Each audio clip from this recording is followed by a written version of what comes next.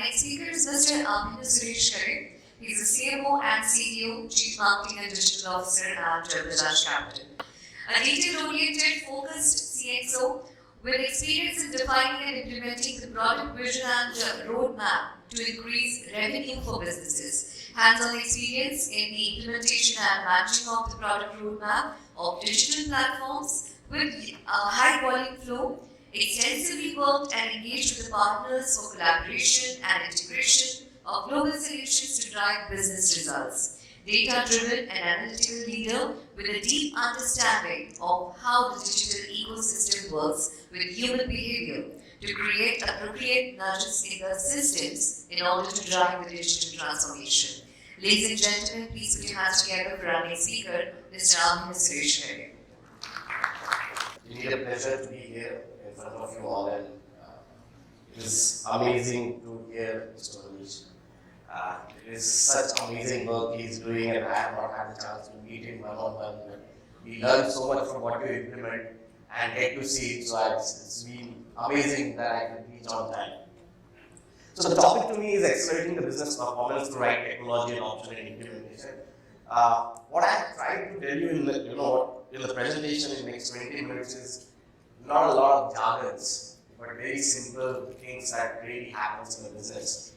I represent Bajaj Capital. It's a 58-year-old organization, 300 offices, offline first company, started FD. In fact, many of you will be surprised to know the concept of SIP was brought in by Bajaj Capital. This is not Bajaj 𝗔𝗰𝗃, it's a different company, it's Bajaj Capital. Corporate FD was actually first introduced in India by Bajaj Capital, and the task that I had was to transform this company from being an offline first 4,200 employees on roll, 10,000, another set of agents on board to become a digital first organization. Right? So these are the 7 topics that were given to me to talk about, right? And I will not read each of them because on each slide you will get to know it. But the idea is adopt and implement right technology at the right place to deliver greater business value. A lot of it, when I thought about the topic, adopt, implement, right technology. Now the answers to right, all these answers are actually resides in future.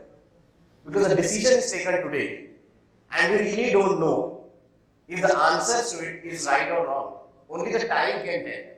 We can just make a best guess, right, to the best of our experience. So, the first point that I want to come is all problems are people problems. Though we all believe all problems are technology problems, as Chief Digital Officer, I tend to believe it. Trust me, giving the best solution which my business I don't want to use because it will bring all his work in scrutiny, changes life very differently, right? Second thing is, all solutions are people solutions. We tend to keep thinking that all problems are people problems, but the answer is also that all solutions are people solutions, right? And all transformation is people transformation. Eventually, right, like, Mr. Manish said, even the data operator do not want to do the repeated job.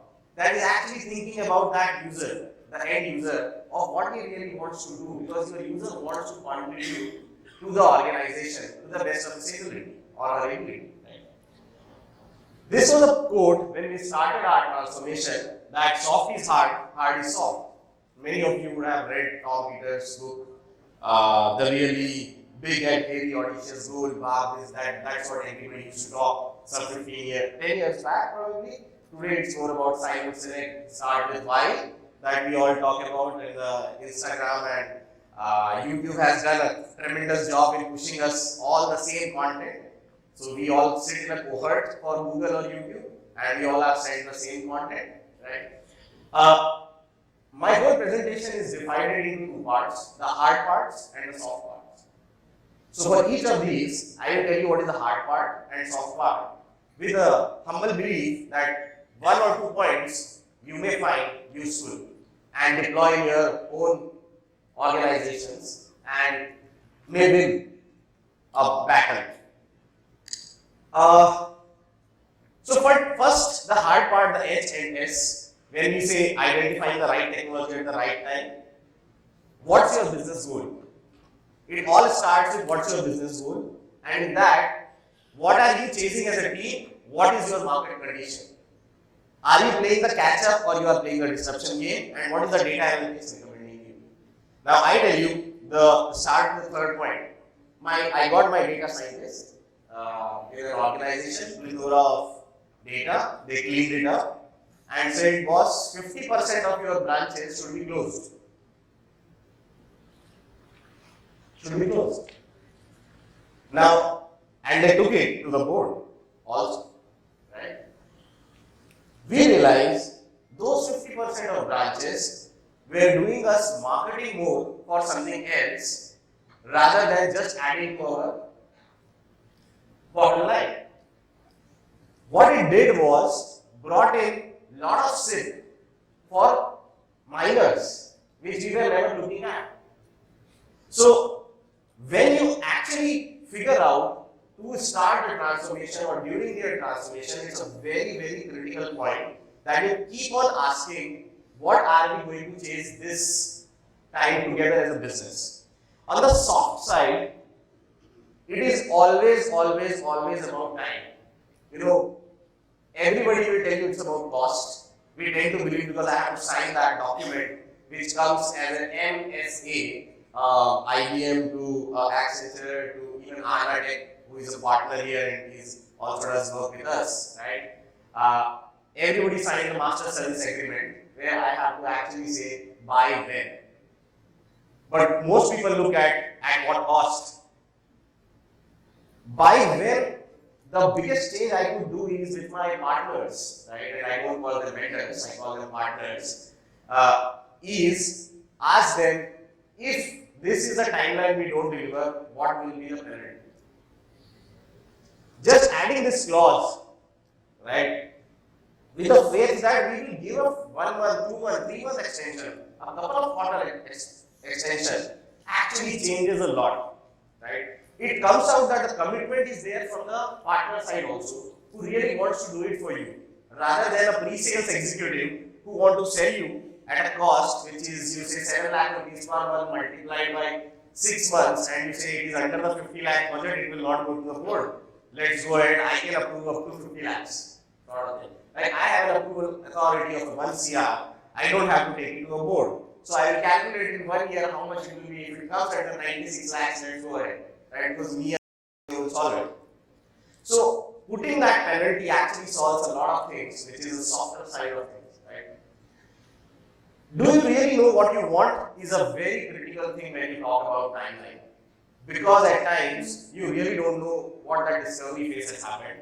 And who can add the dimension of clarity to your decisions? Now, this is usually a business guy and not the smartest guy. It is not even the head of business. It is actually the second layer of business who actually adds clarity. What really happens? You know, the typical organization, a zonal manager?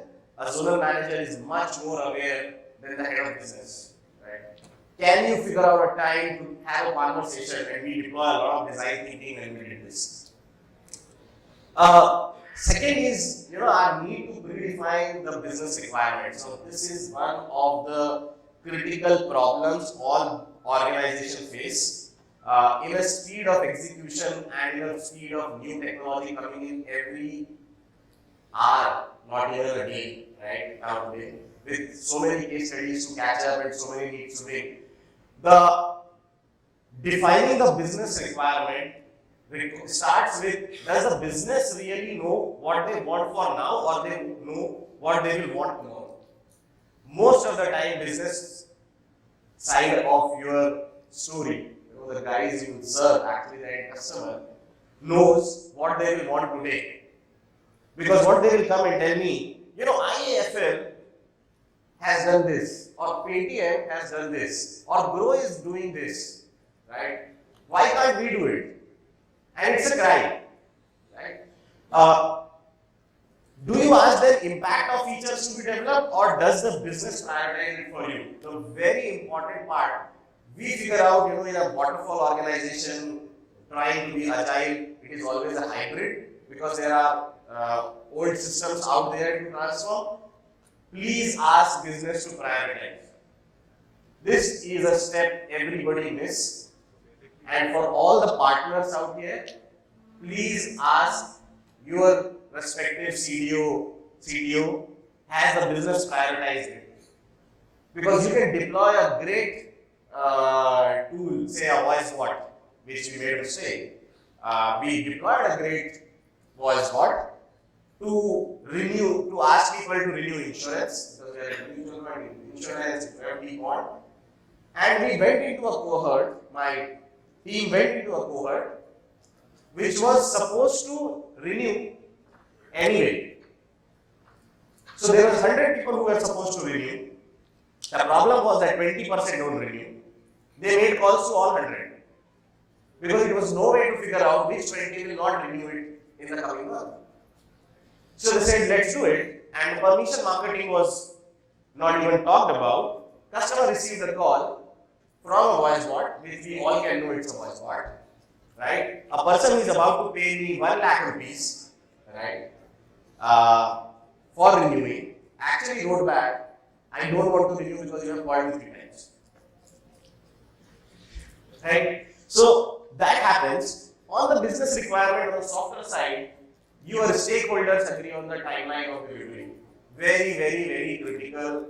Does your board, does your CEO agree on that timeline? Do you know what you really want out of this, and who can add dimension? Again, this is always going to be consistent with your ask. The third is how to change the culture to be more collaborative, right? Hard part is collaborative culture. It starts from top, it starts messing up at the middle, and it reflects on the bottom. That's what really happens in organization.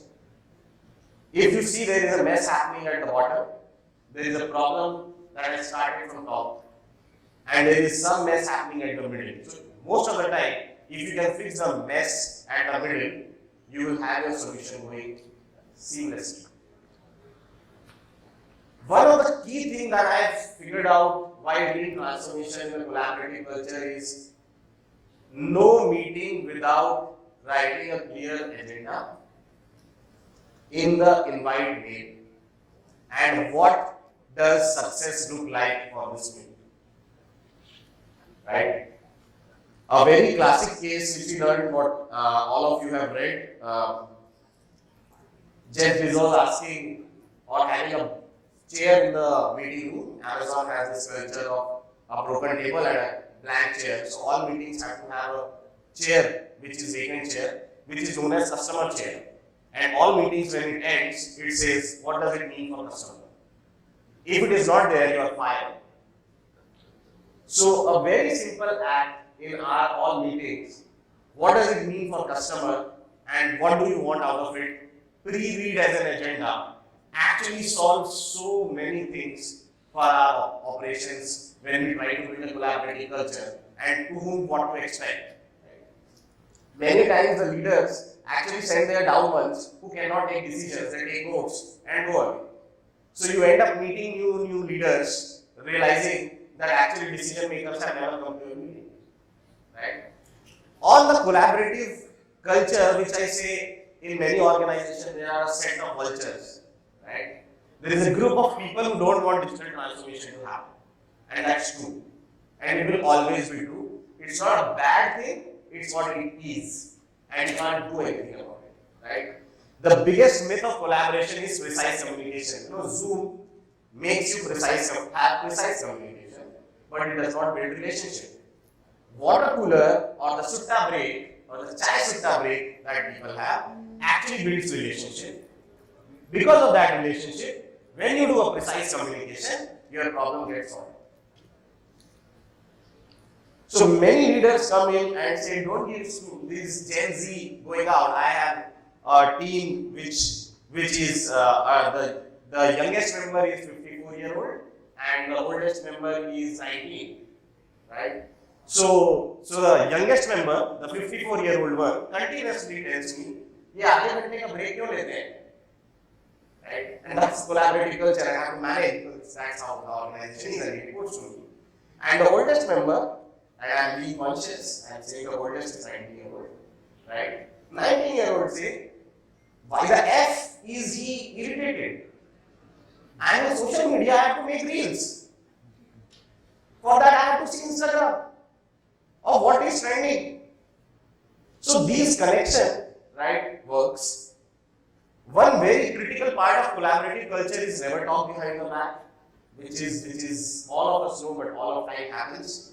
And you have to call off the bluff of what is happening before it's too late. At times people say, "यार 1-1.5 महीना लगा दिया है, discovery कर ली है vendor के साथ, अब चल ना सोल्यूशन लगा के तो देखते हैं, देखेंगे जो होगा, सक्सेस कर लेंगे." That will not happen. Eventually the time will get wasted, we will not be able to create any impact.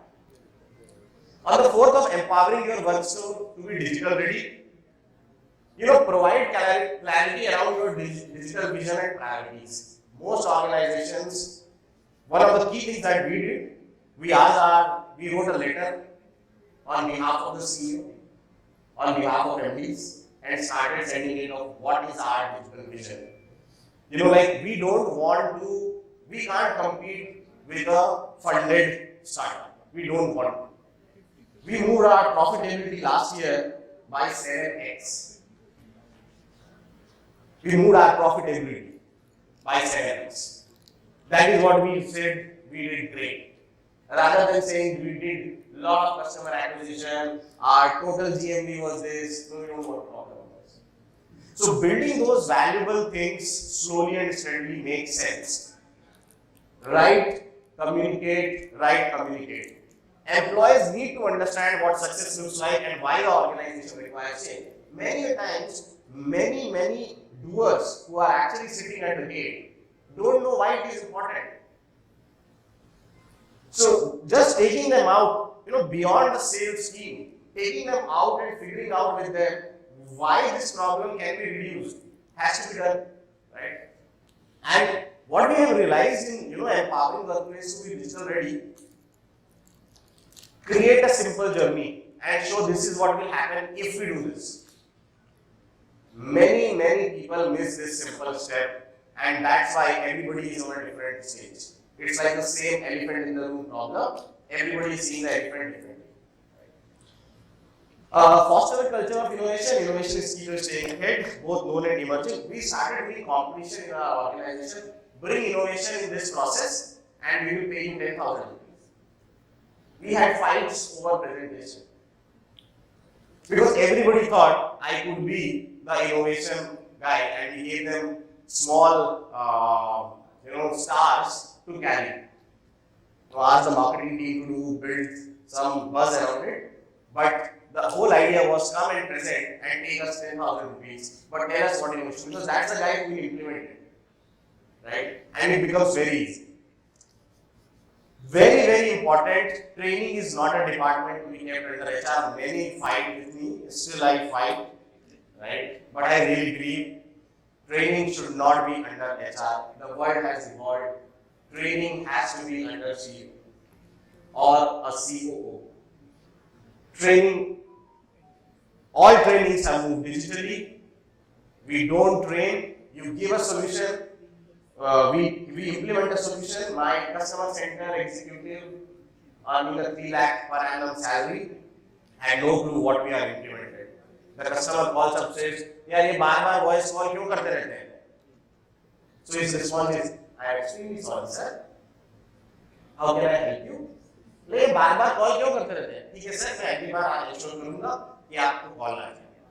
और रख देता है, एंड देन बाजू वाले को बोलता है, "पता नहीं यार क्या-क्या करते रहते हैं, क्या करूं?" बोले, "यार मेल डाल दे।" बोले, "नहीं मेल मत डाल, मेल डालने मना किया है, बोला सब कुछ सीआरएम में लिखना है।" तो सीआरएम के रिमार्क्स कॉलम में जिसको कोई नहीं पढ़ता, right? The best place to actually search something, hide something was in the second page of Google. It has changed to remarks column of CRM. That is what truth is. just put it into remarks column, and the customer center guy writes with such honesty. And the problem with every CRM is they have built in 140 characters. Come on, somebody is writing. आप Salesforce वाले को भी बोलोगे तो comment section is like 154 characters, and this guy wants to write his heart out. उसके लिए आपको एक vendor को लेना पड़ेगा, बोलना पड़ेगा. The typical implementation problem. I'm getting into micro of it, and I have tried to not go into micro, but from the macro to the micro, see the disconnect. So training has to be under CEO because he is responsible for business, and he cares that guy should be held. Training is also not an exam to appear and pass, and it is not a push product. The empowering of your workforce to be digital ready is not a push product. It has to be a pull product. These people should come and say, I want to be trained on what needs to be done. The whole communication has to shift. The whole setting has to change. Right? On strategies for developing employees for technology disruption. Very critical, the goal for your talent pipeline strategy should be longer, more fruitful employee tenure. What we have in our systems, like we deployed a tool called 𝗕𝗙.AI, right? It's a tool which, the number one problem we had was not customer acquisition, but to actually retain my employees. Because everybody was ready to pay a 30-40% hike, especially on my technology or on my digital side, right? Or somebody who's from even the banks. So what we did is, if we can predict how likely this person is going to go away from my organization in the next 90 days, and we got this tool called 𝗕𝗙.AI, right? It's a WhatsApp-based, AI-based chat, where Lina is the person, and we have had our executives or teammates writing, "Hi Lina ma'am, how are you?" Right? So, very, very critical. When we deployed this, we figured out people were unhappy with their bosses, people were unclear about their targets, they were not getting marketing material, they were getting this. So they started complaining, and all those complaints on a dashboard, we started putting it at a CEO office. It changed the way our adoption was working. And we have been able to save a lot of good resource, good talent by just making these changes. Somebody, promotions happened. Somebody did not get the way he deserved or she deserved. There was no way. They used to get to their boss used to get to HR, here happened, HR used to bring. There is a path, 4,200 employees, nobody knows. My number goes away. So these have become very critical. Know yourself first and your organization. We are a sales first organization, not a tech first organization. That's the DNA. I cannot change the DNA from 58 years old of an organization. I have done 2 startups in earlier part of my career. We were a tech first company. The first answer to every problem was quality technology solving. The first answer to every sales organization is always challenge. Cross-sell karo, upsell karo. Those mindset, right, remains. So building those things, don't say it will do technology disruption, say it will do profitability disruption. You will say. Come and tell my CEO that you will have a great technology disruption, he will say, okay, I can't speak about it. There is nobody calling a CEO to be excited unless you are selling something as a partner. So can I have a profitability or a business disruption or fight with David versus Goliath, whatever. Those are the things they want to do. Culture is a truth. You can't change your culture overnight. What we have figured out in hiring, especially for the young age, is we start hiring for 2 factors: how hungry he or she is, and do they have values when they want to start dating and have hunger. Right? Easy said than done. Person who is hungry would like, if you say, make a presentation on this thing, will actually come with a 20-slide presentation. First test. We will put them we use another startup PMAPs, right, for testing, to understand the psychographic profile, to in fact match who should be your boss in a personality. So a DISC personality test we built in-house, which is an external tool, but with that solution we built in-house. We do for everyone and see a dominating guy should not work with an inspirational guy because they will fight. Right? Last 2 minutes. Got it. So hire for hunger and values. Effective change management, successful transformation is actually this slide from McKinsey. You can get it on Google, right? It is really good. Old slide, but works really well. We put this as a framework, right? I will change my mindset and behavior if this is how your user or your customer is thinking or your employee is thinking. Role modeling, fostering understanding, developing talents, and reinforcing the formal mechanism. And all of these why it works. I will not go deep into it. Please read it if this is your problem statement to solve. Major success and failure factors.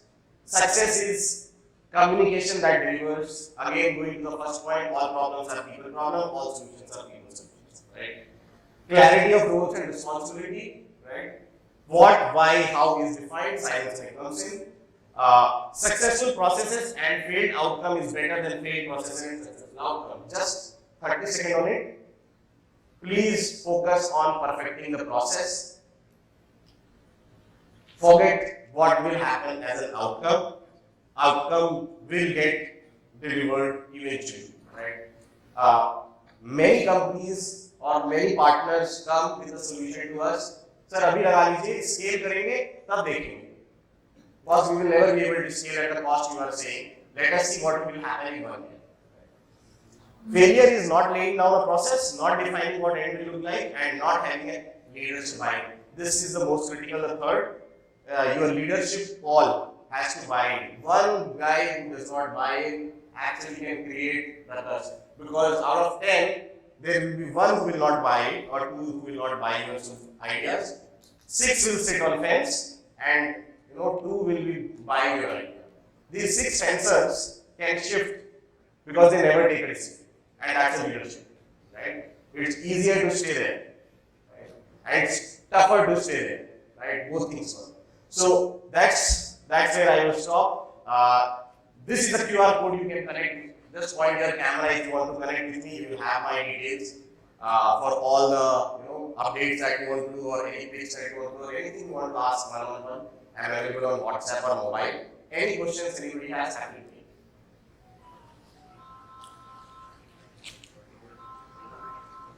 Yeah, sir.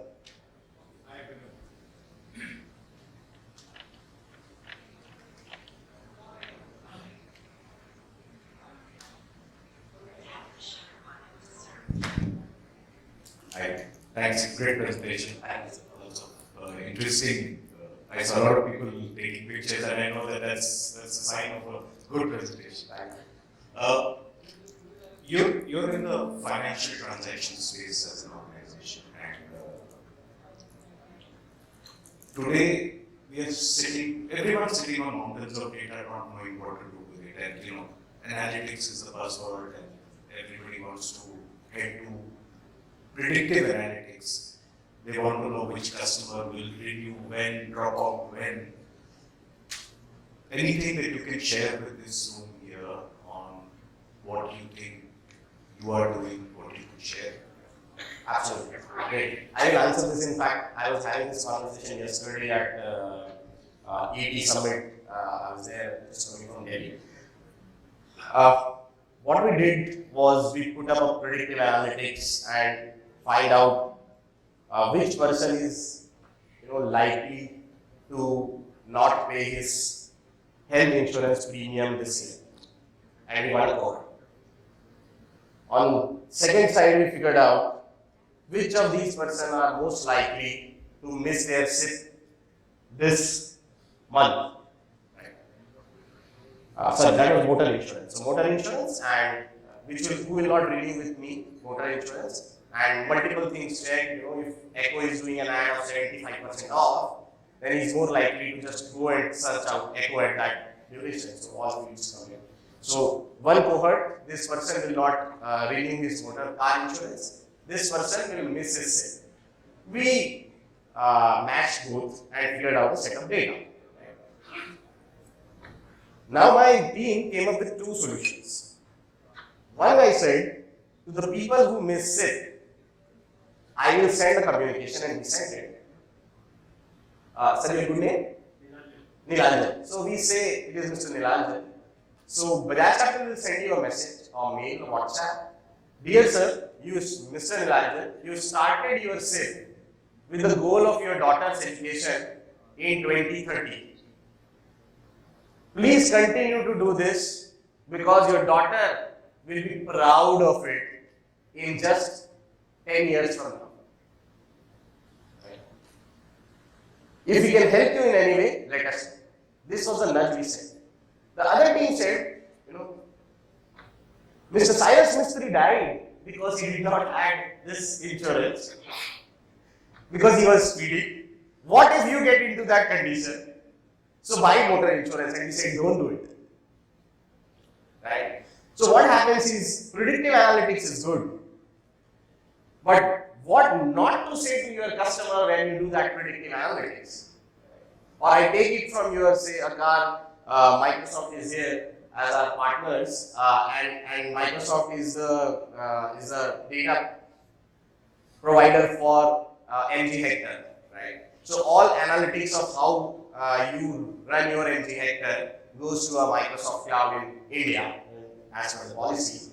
You map that from them and say that we have seen you continuously speed at 100, you definitely need health insurance. It is not prohibited. So that's how we actually feel. Thank you very much. Thank you.